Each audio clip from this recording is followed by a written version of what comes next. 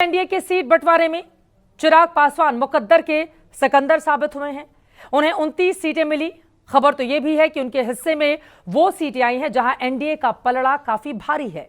ऐसे में नाराजगी न सिर्फ मांझी और कुशवाहा को है, बल्कि बीजेपी और जेडीयू के वो नेता भी खफा हो चले हैं जिनकी सीटें चिराग के खाते में चली गई हैं।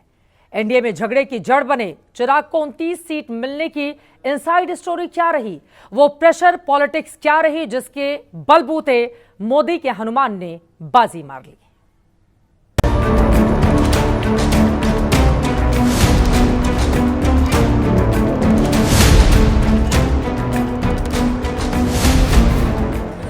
एक दिन में 3 बार नित्यानंद राय चिराग से मिलने उनके घर गए।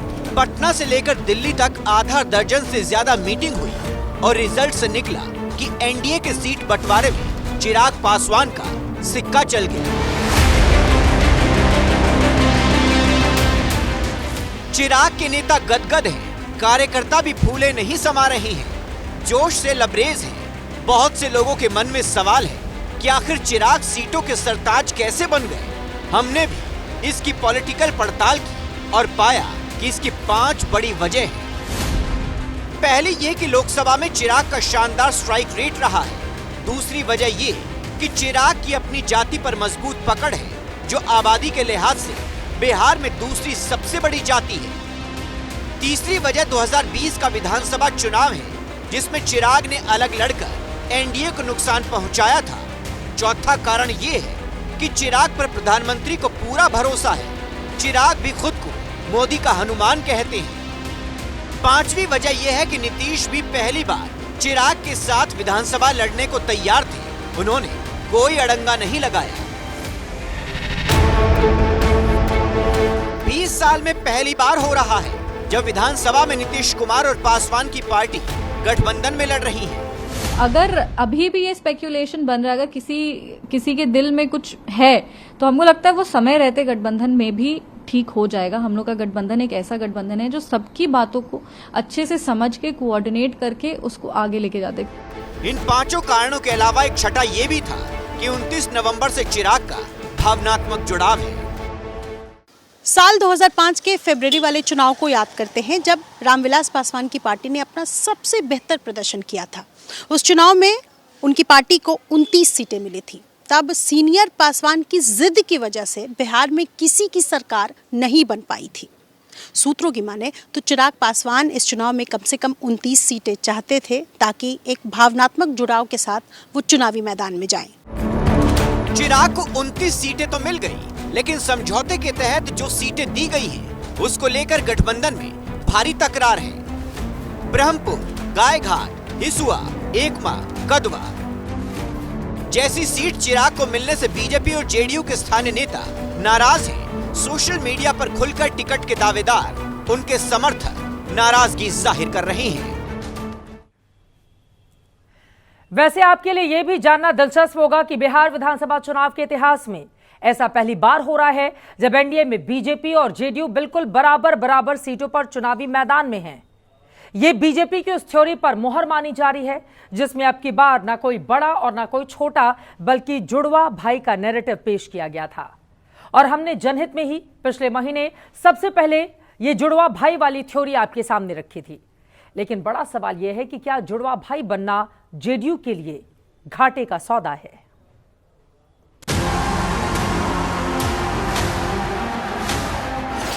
इस बार न जेडीयू बड़े भाई की भूमिका में रहा और न ही बीजेपी छोटे भाई की भूमिका में। 20 साल के चुनावी इतिहास में पहली बार हुआ कि बीजेपी और जेडीयू बराबर सीटों पर चुनाव लड़ रहे हैं।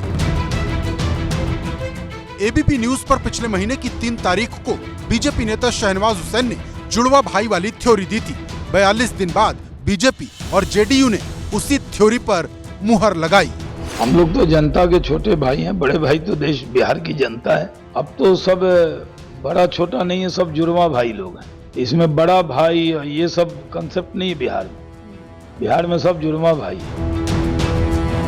अब जरा गठबंधन के इतिहास का पन्ना भी पलट लीजिए। साल 2005 के अक्टूबर महीने में जब चुनाव हुआ था तो जेडीयू 139 सीट पर लड़ी थी, बीजेपी 102 सीट पर। 2010 में जेडीयू 141 पर लड़ी और बीजेपी 102 पर। फिर 2015 में दोनों अलग अलग लड़े थे, तब बीजेपी 157 पर लड़ी और जेडीयू 101 पर। 2020 में जेडीयू 115 पर लड़ी तो बीजेपी 110 पर, और इस बार दोनों घटे जरूर, लेकिन बड़ा भाई छोटा भाई वाला अंतर खत्म हो गया। 101 सीटों पर समझौता हुआ। अब कहानी ये है कि विरोधी दलों के नेता इस जुड़वा भाई वाले कॉन्सेप्ट को नीतीश कुमार की कमजोरी मान रहे हैं। कह रहे हैं कि बीजेपी ने नीतीश को निपटाने की स्क्रिप्ट लिख दी है। जदयू में जो बड़े बड़े विभीषण हैं, जो बिल्कुल बीजेपी के साथ खड़े हैं, बिके हुए हैं, तो अपमानित करना था नीतीश कुमार को, कर दिया तो संदेश तो चली गई। तो परसेप्शन तो आप बना दिया कि नीतीश कुमार बस चुनावी मुखौटा है, सरकार सत्ता में मुख्यमंत्री नहीं है। सोशल मीडिया पर बीजेपी के विरोधी नया गणित बता रहे हैं। लिख रहे हैं कि बीजेपी 101 नहीं बल्कि 130 पर लड़ रही है। इसमें बीजेपी की 101 और चिराग पासवान को मिली 29 सीटों को भी उसी खाते में गिना जा रहा है। मौजूदा सच्चाई जो भी हो, लेकिन एक कड़वी हकीकत का पता सबको है कि 2020 में चिराग ने नीतीश की पार्टी को निपटा दिया था। चुन चुनकर उन सीटों पर उम्मीदवार उतारे जहां नीतीश की पार्टी चुनाव लड़ रही थी। फिलहाल एनडीए में सीटों का बंटवारा भले हो गया हो, लेकिन जिस तरह के विद्रोह की बू आ रही, उससे यही संकेत मिलते हैं कि आने वाले दिनों में गठबंधन को काफी कुछ देखना होगा।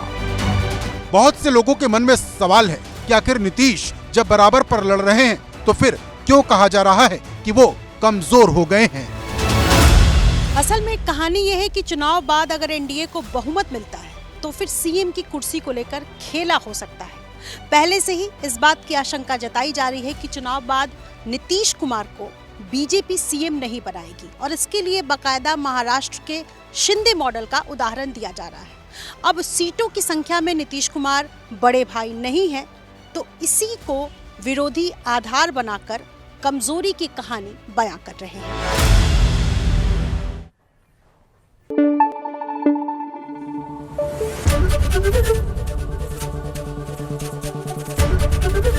एबीपी न्यूज आपको रखे आगे।